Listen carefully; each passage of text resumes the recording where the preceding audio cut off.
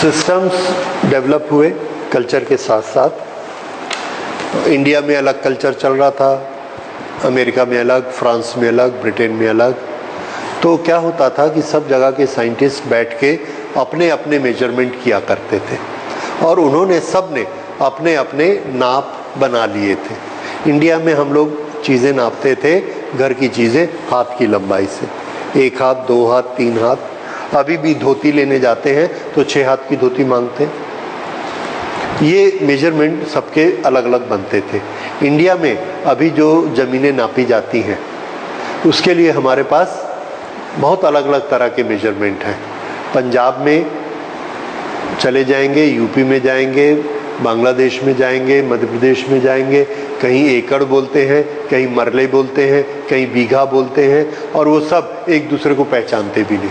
इतने तरह के अलग अलग हम ज़मीन के एरिया को मानते हैं, फिर एक दूसरे को कन्वर्ट करते हैं। तो ऐसा हो जाने से हम लोगों को बहुत प्रॉब्लम होता है। जैसे इंटरनेशनल ट्रेड में हमको एक यूनिट नहीं पता हो तो हम आपस में ट्रेड नहीं कर सकते।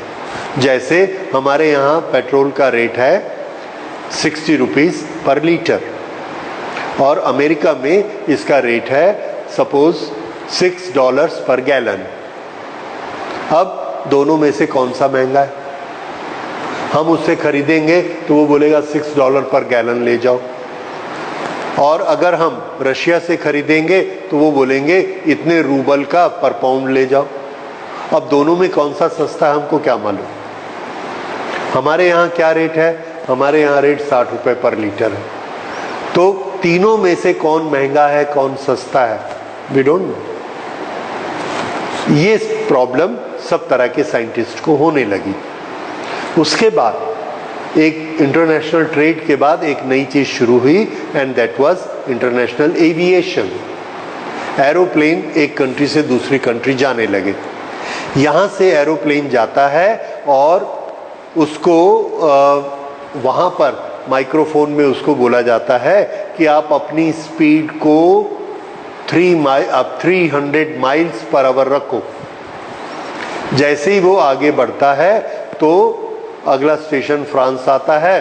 फ्रांस बोलता है अपनी स्पीड को 400 किलोमीटर पर आवर कर दो। अब उसको 300 से 400 उसको क्या लगता है कि मैं स्पीड बढ़ा रहा हूं, जबकि 300 माइल से 400 किलोमीटर छोटा होता है। तब पायलट कंफ्यूज हो जाएगा, उसका एक्सीडेंट हो सकता है। इसी तरह से जब पायलट को हम इन्फॉर्म करते हैं कि अभी एयर प्रेशर कितना है, तो अलग अलग देशों में अलग अलग यूनिट है, उसको समझ में नहीं आता। और ये लैंग्वेज की प्रॉब्लम एक बहुत बड़ी प्रॉब्लम है। अभी 3 साल पहले या कुछ साल पहले अभी बेंगलोर में यहाँ एक एक्सीडेंट हुआ था एरोप्लेन का। उसका लास्ट में इंक्वायरी में रिजल्ट क्या निकला कि वो जो रशियन था वो रशियन पायलट था और वो उतनी अच्छी तरह से इंस्ट्रक्शन को समझ नहीं पाया जो हमने उसको यहाँ से बोला, क्योंकि हमारी लैंग्वेज अलग थी और उसके समझने की लैंग्वेज अलग थी। हो सकता है। इसलिए क्या चीज़ बहुत ज़रूरी है कि पूरी दुनिया में हम मेजरमेंट की एक ही लैंग्वेज रखें। This is very much required because of international trade and aviation and now computers. तो अब कंप्यूटर की भाषा, MS वर्ड की भाषा हम सब जानते हैं। डिलीट का मतलब क्या होता है, पेज का मतलब क्या होता है, ऑल दिस। और उसी तरह से एविएशन में तो सबकी जान का सवाल है। Their language should be same. और ट्रेड में नफा नुकसान होगा, हम लोग ट्रेड कर ही नहीं सकते जब तक कि हमारी लैंग्वेज एक जैसी नहीं है। ठीक है, हम बोल ही नहीं पाएंगे कितना सामान चाहिए। और आप बाजार में जाके देखिए, अगर आप दोनों की भाषा मैच नहीं करती तो आप खरीद नहीं पाएंगे चीज़ को। मैं बाजार में जाता हूँ ये पूछने के लिए कि मेरे को पाइप 2 मीटर लंबा चाहिए, कितने का आएगा? वो मुझे बोलता है 7 रुपए किलो है। अब 7 रुपए किलो है, मुझे 2 मीटर लंबा चाहिए, कितना पैसा लगेगा? वो बोलता है मेरे को नहीं मालूम, मैं तो तौल के दे दूंगा। मैं बोलता हूँ मैं नाप के लूंगा। So what is necessary the language of communication should be common. ये बहुत ज़रूरी है और उसी को ही हम लैंग्वेज कहते हैं और उसी को communication. So the same problem we were having with measurements, measurement of quantities, so it was necessary that we should have a common measurement of quantities. This thing arose around जब ये aviation बहुत चला, computer चला, तब हमको इसकी ज़्यादा ज़रूरत पड़ने लगी। उसके पहले तक हमारे पास जो यूनिट्स होते थे उसमें वर्ल्ड में बहुत सारे सिस्टम थे। 3 सिस्टम बहुत प्रोमिनेंट होते थे क्योंकि वो 3 लोग बहुत ज़्यादा बिजनेस करते थे। और ये जो 3 सिस्टम थे, that was one French system known as CGS system. इसमें मास हम नापते थे ग्राम से, length,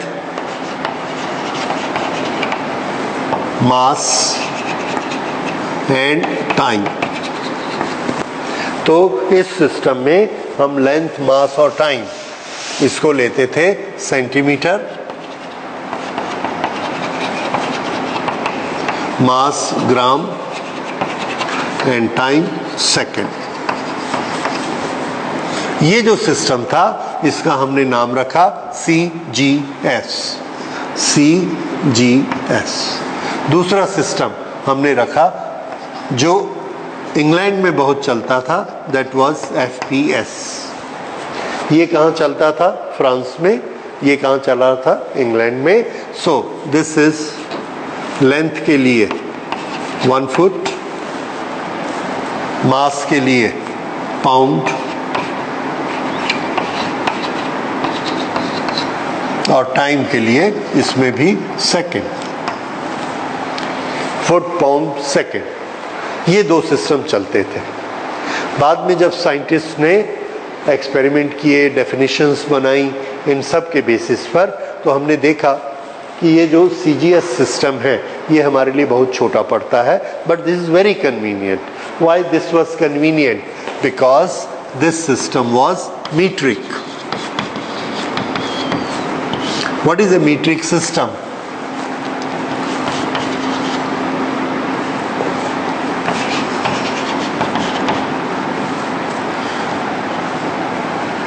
the unit which is next higher or lower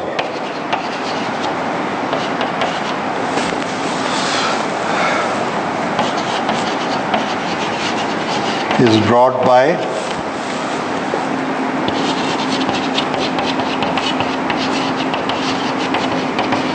multiplication or division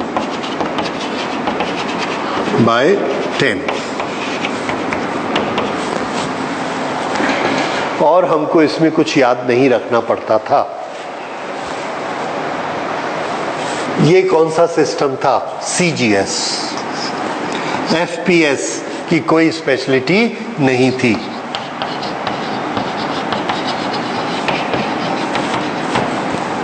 non matric.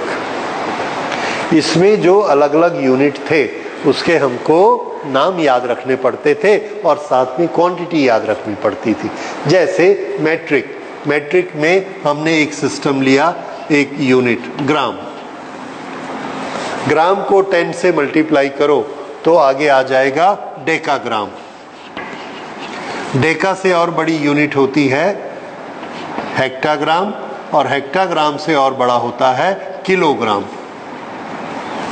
और इधर हम छोटा करते हैं डेसी और डेसी से और छोटा करेंगे सो दैट विल बी क्या होता है छोटा बोलिए?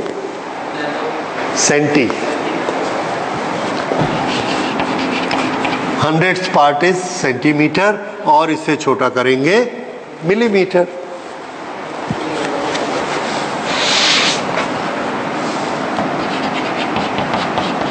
तो देखिए milli to centi, deci, gram, decagram, hectogram, kilogram, इस सब के लिए कितने कितने से मल्टीप्लाई करना है? 10 से। या कितने कितने से डिवाइड करना है, 10 से। हर एक स्टेप से दूसरे स्टेप में 10, तो आपको सिर्फ एक ही नंबर याद रखना है, 10। This is property of the metric system and CGS is a metric system. FPS is a non-metric system.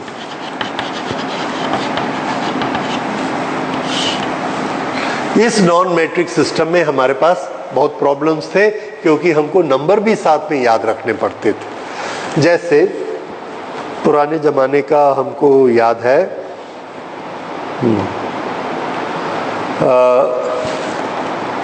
8 रत्ती का एक माशा होता है, मास। हमारे आसपास गांव में रत्ती मिला करती थी, तो उस रत्ती को हमने मास का बेस बनाया हुआ था।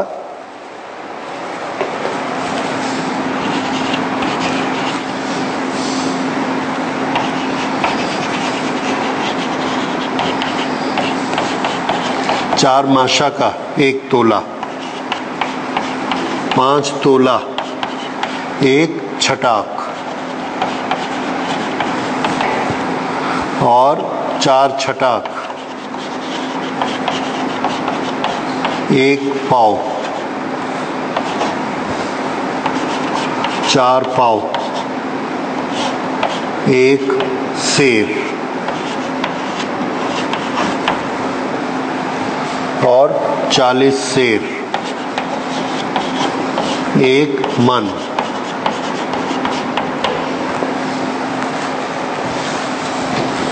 ये इस तरह से बनते थे, और 2.5 मन या 100 सेर।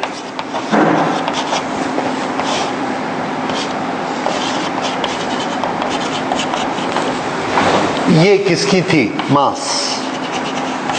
और लेंथ के ऐसे अलग, लेंथ में हमको याद करना पड़ता था 1760 गज 1 मील, 800 गज 1 फरलांग। इस तरह से हर एक के साथ एक क्वांटिटी जुड़ती थी, हर एक के साथ ये क्वांटिटी, इसके साथ ये क्वांटिटी, इसके साथ ये quantity.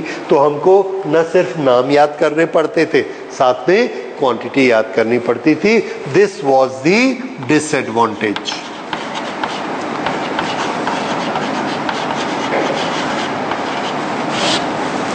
This was British system,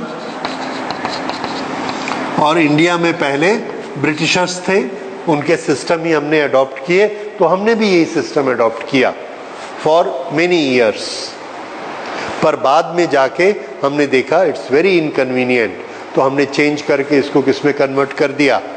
CGS system में। And now it is we are studying CGS system. पर पुराने लोग अभी भी पुराना सिस्टम याद रखते हैं।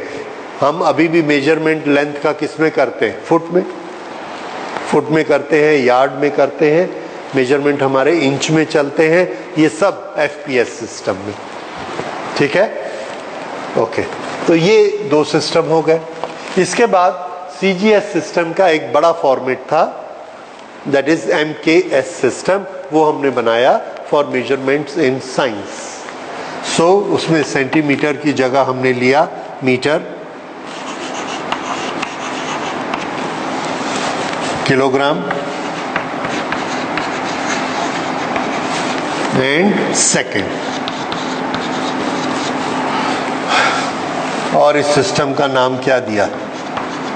MKS। MKS हमको ज़्यादा अच्छा सिस्टम लगा, क्योंकि प्रैक्टिकली हमारे लिए ज़्यादा सूट करता था, और इसमें क्वांटिटीज़ बहुत बड़ी बड़ी आती थी। यूनिट बड़ा कर दिया, क्वांटिटी छोटी छोटी हो गई।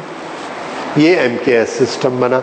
अब ये जो MKS सिस्टम बना, इसमें आप देख रहे हैं कितनी क्वांटिटीज होती हैं? 1, 2, 3, लेंथ, मास, टाइम। बाद में क्या हुआ कि हमने और क्वांटिटीज डेवलप की, जैसे टेम्परेचर। अब टेम्परेचर किस में नापा जाएगा? टेम्परेचर मीटर में नापें कि किलोग्राम में नापें कि सेकंड में नापें? आंसर है नो। तो हमारी एक क्वांटिटी बढ़ गई तो एक यूनिट और बढ़ गई।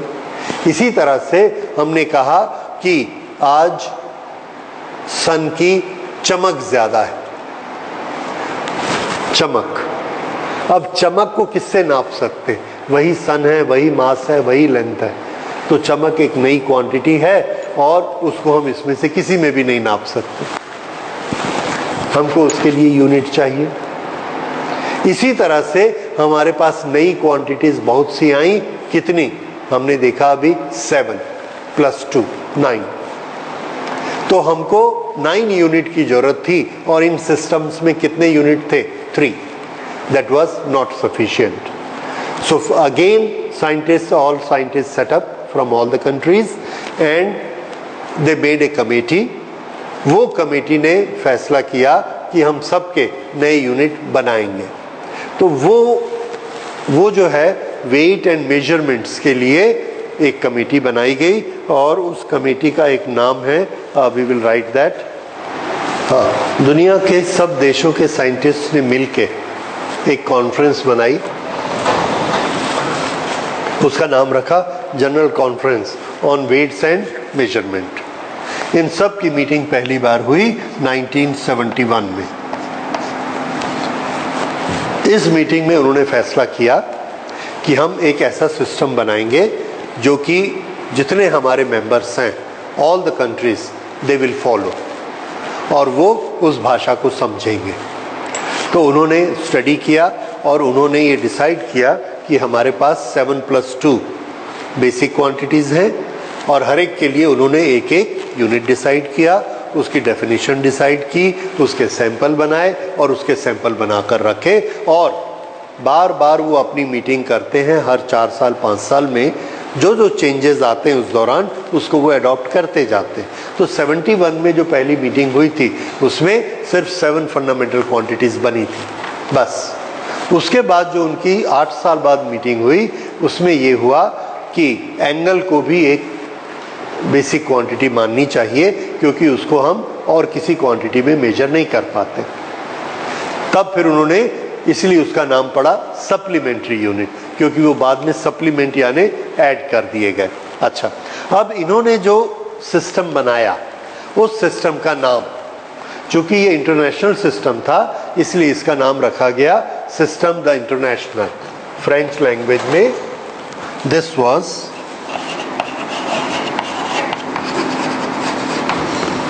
इसमें हमने ये 2 अक्षर पकड़ लिए S और I और इसका नाम रखा SI system. So what is SI system? This is system the international। तो पूरे इंटरनेशनल में चलने वाला ये सिस्टम रखा। ये इंटरनेशनल सिस्टम के लिए उन्होंने जो बेसिस लिया वो बेसिस MKS सिस्टम से लिया, यानी जो यूनिट ऑलरेडी MKS की बनी हुई थी वो उसी को अडॉप्ट कर लिया और जिसकी नहीं बनी हुई थी वो उन्होंने अपनी यूनिट्स बना ली। इस तरह से ये एक SI सिस्टम बना लिया। उसके बाद उन्होंने और भी इसमें कुछ कैरेक्टरिस्टिक, कुछ गुण जोड़े कि हमारे सिस्टम में हम यूनिट्स कैसे बनाया करेंगे। तो उसके लिए SI सिस्टम एक अच्छा सिस्टम बन सके उसके लिए उन्होंने उसमें कुछ प्रॉपर्टीज जोड़ दी। और SI सिस्टम में हम पहले ये देखते हैं कि उन्होंने यूनिट्स क्या बनाए और फिर हम ये जानेंगे 2 लाइन में कि SI सिस्टम अच्छा सिस्टम क्यों। ओके, तो पहले ये 7 फिजिकल क्वांटिटीज और ये उसकी यूनिट्स। लेंथ का मीटर, मास का kilogram, time second, electric current का एम्पियर, टेम्परेचर का unit kelvin, amount of substance का मोल, ल्यूमिनस इंटेंसिटी का candela, plane angle radian and solid angle का स्टेरेडियन। याद रखिएगा, मास क्या चीज है? क्वांटिटी, और उसकी यूनिट कौन है? किलोग्राम। तो किलोग्राम क्वांटिटी नहीं है, किलोग्राम क्या है? यूनिट। उसी तरह से लेंथ, लेंथ क्या है? क्वांटिटी की यूनिट क्वांटिटी, और उस क्वांटिटी का मेजरमेंट यानी कि यूनिट कौन है, मीटर। तो मीटर क्या चीज है, यूनिट। ये ध्यान रखिएगा कि क्वांटिटी अलग चीज होती है और उस क्वांटिटी को दिखाने वाला, उसको नापने वाला जो सिंगल मेजरमेंट है वो यूनिट होता है, उसका नाम अलग है। तो कौन यूनिट है और कौन क्वांटिटी है, इसको पहचानिएगा। ठीक है, टेम्परेचर क्वांटिटी है, केल्विन यूनिट है। शुरू में इसके सिंबल बड़े कंफ्यूजिंग होते थे, जैसे M stands for mass, M stands for metre, what is metre, length. तो इस तरह से हमें कंफ्यूजन शुरू में होता था जब हम इसको मास, लेंथ और टाइम का सिंबल ऐसे बनाते थे। ओके, टाइम से टेम्परेचर भी होता है, यहाँ हमने टाइम इसके लिए रखा है। तो बाद में साइंटिस्ट जब इजी करना चाहते थे चीज़ों को, तो उन्होंने बोला कि हम दो अलग अलग सिंबल नहीं रखेंगे। इसलिए करंट का सिंबल एम्पियर से ए बनाया गया, तो करंट को भी क्या लिख दिया, ए। टेम्परेचर का यूनिट केल्विन था, के, तो इसलिए टेम्परेचर का भी शॉर्ट फॉर्म क्या हो गया, के। ठीक है, ये तो क्वांटिटी और इन दोनों के नाम एक हो गए। शुरू में तीन अलग मिलेंगे, वो उनकी मीटिंग होने के पहले बन चुके थे, इसलिए वो वही चलते रहे। ठीक है, तो ये आपको सब याद करने हैं, इनके सिंबल क्या हैं, इनकी यूनिट क्या है, ये।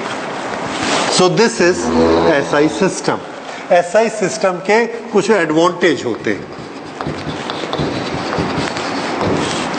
First, it is a metric system.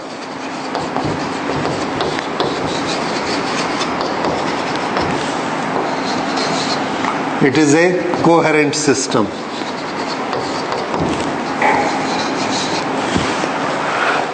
SI system की स्पेशलिटी समझिए, क्या सोचकर इसको बनाया गया। Number one, it is a metric system, यानी हमको नंबर्स याद नहीं करने, सिर्फ किस किस से मल्टीप्लाई करना है, 10 से मल्टीप्लाई और 10 से डिवाइड। दूसरा, जो दो चीजें इसमें आपको याद करने की हैं, this is a coherent system and it is a rational system. What is meant by coherent and rational, सुनिए। कोहेरेंट सिस्टम, इसमें हमने एक डिराइव्ड यूनिट बनाई, फोर्स। फोर्स यूनिट की डेफिनेशन हम कैसे बनाते हैं, ध्यान से सुनिए। हमने कुछ मास लिया, उसको पुश किया, इतना ज्यादा पुश किया कि उसमें एक्सेलरेशन आ गया, तो हमने फोर्स लगाया। उस फोर्स की यूनिट हम डिफाइन करना चाहते, बनाना चाहते, तो हम क्या करेंगे, मास कितना लेंगे, 1 kg, उसमें एक्सेलरेशन कितना पैदा करेंगे, 1 मीटर पर सेकेंड, और उसके लिए जो हमको फोर्स लगाना पड़ेगा 1 kg पे कितना एक्सेलरेशन, 1 मीटर पर सेकेंड स्क्वायर, तो उस पर जो फोर्स लगाना पड़ेगा वो कितना होगा, 1 न्यूटन। हर चीज की क्वांटिटी कितनी कितनी, 1 1 1। ये एसआई सिस्टम की स्पेशलिटी थी कि कहीं भी आपको 2 4 8 कुछ याद नहीं करना है, हर डेफिनेशन किससे बनेगी, 1 से। फिर से सुनिए, what is 1 joule work. 1 joule work कब किया जाता है, कितने वर्क को हम 1 जूल वर्क बोलेंगे, when we take 1 kg mass, give an acceleration of 1 metre पर second square and move it to 1 meter. How much work we have done? 1 joule. तो हमको डेफिनेशन याद करनी है, पर क्वांटिटीज सब कितनी है, 1 1 1 1। So this becomes a very logical system, और उसी लॉजिकल के लिए हमने क्या वर्ड यूज किया है, कोहेरेंट, जो कि बात हमारे समझ में आती है। ठीक है, और इसी चीज को हमने लिखा है, all derived units are made by multiplication और डिवीजन ऑफ सिंगल यूनिट्स। यानी 1 किलो लेंगे, एक्सीलरेशन 1 मीटर पर 1 सेकेंड, डिस्टेंस कितना, 1 मीटर ट्रेवल करेंगे, तो वर्क भी कितना माना जाएगा, 1 जूल। हर चीज 1 1 1। तो हमको रिलेशंस याद करने हैं क्वांटिटीज याद नहीं करनी. This system is coherent system, the rational system. Rationality मतलब रीजनिंग, कारण. हमने जब साइंस डेवलप हुई तो हमको समझ में आया कि एनर्जी को हम लोग अलग अलग फॉर्म में पढ़ा करते हैं. एनर्जी को लाइट के फॉर्म में पढ़ते हैं, एनर्जी को हीट के फॉर्म में पढ़ते हैं. हम जो वर्क करते हैं मैकेनिकल एनर्जी के फॉर्म में पढ़ते हैं. किसी ऑब्जेक्ट को उठाया, रखा, कोई ऑब्जेक्ट चल के गया, उसने कितनी एनर्जी खर्च की, कितना वर्क किया, ये मैकेनिकल है.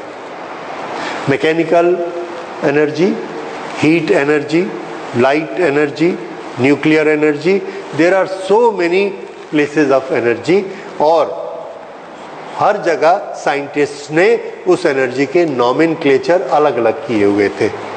हीट एनर्जी जो 1 ग्राम पानी को 1 डिग्री सेल्सियस बढ़ा दे, वो वाली हीट 1 कैलोरी होती है. यूनिट का नाम क्या? कैलोरी.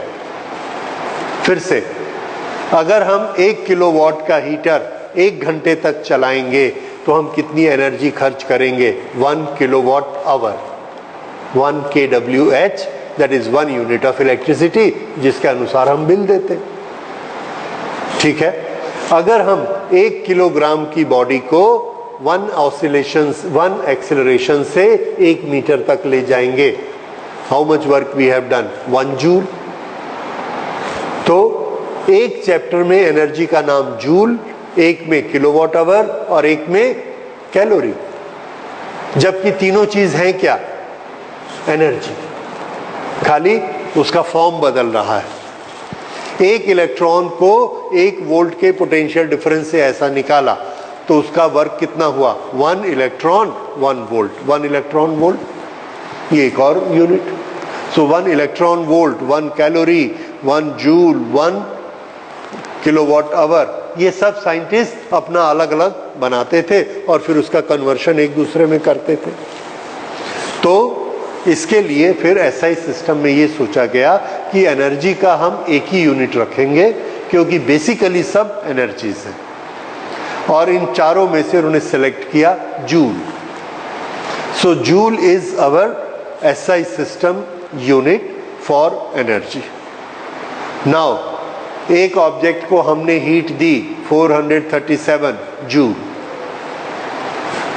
पावर हाउस इलेक्ट्रिसिटी का प्रोडक्शन कर रहा है, that is 10 to the power 8 joule per hour, या जो भी बनाएगा. इसी तरह से हर चीज में हम यूनिट किसकी लगाते हैं? जूल की. प्रैक्टिकली नहीं लगाते, वो अलग बात है. लेकिन एसआई सिस्टम क्या कहता है कि लगाइए. कौन सी यूनिट? Single unit, joule. और ये बात हमको समझ भी आती है. It is a reasonable argument. जो आर्गुमेंट रीजनेबल होता है, जो हमको समझ में आता है, उसके लिए हम क्या वर्ड यूज करते? रैशनल. रैशनल जो हमको समझ में आता है, जो रीजनेबल है. तो ऐसा ही सिस्टम क्या है? Rational system. क्यों? क्योंकि ये क्या कहता है? 1 unit for all type of quantities. Quantity heat है, क्वांटिटी इलेक्ट्रिकल है, क्वांटिटी मैकेनिकल है. हर एक के लिए एनर्जी अगर है तो हमको क्या करना है? जूल को यूज करना है. पावर के लिए वॉट को यूज करना है. That is why it is known as rational system. और इसलिए ये बाकी सिस्टम से अच्छा सिस्टम है. सीजीएस सिस्टम में हम कैलोरी भी यूज करते हैं, जूल भी यूज करते, फिर एक दूसरे को कन्वर्ट करते रहते, जबकि दोनों क्या है? Energy. Okay. Fourth property, it is very easy, practical, and it is applicable to all the countries. It is applicable to all the branches of physics. इसी को हम मैकेनिक्स में यूज करेंगे, इसी को हीट में यूज करेंगे, इसी को सेमीकंडक्टर में, कम्युनिकेशन में, हर जगह हम सेम यूनिट यूज करेंगे. इसलिए हमारे लिए बहुत कन्वीनियंट है. Right? So this is very convenient. These are the 4 properties. This also makes answer to one question, that why should we use SI system, what are the good points, or why SI system is better than the other systems. ठीक है? Okay, so we'll close it today.